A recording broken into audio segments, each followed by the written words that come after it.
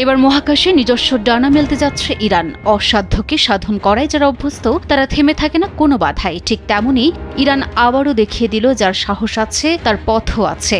Iran মহাকাশ জয়ের পথে এগিয়ে চলেছে দুর্বার গতিতে।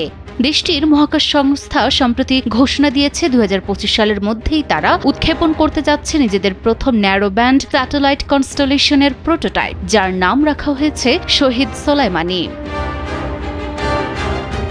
মহাকাশে ইরান বারবার চমক দেখাচ্ছে। কয়েকদিন আগেই রাশিয়ার সোয়ুজ লঞ্চারের মাধ্যমে টেলিযোগাযোগ স্যাটেলাইট নাহিদ-2 মহাকাশে পাঠায় ইরান। এবার সম্পূর্ণ দেশীয় প্রযুক্তির মাধ্যমে তৈরি দেশের প্রথম ন্যারো ব্যান্ড স্যাটেলাইট কনস্টেলেশন শহীদ সোলাইমানি স্যাটেলাইট উৎক্ষেপণ করবে ইরান।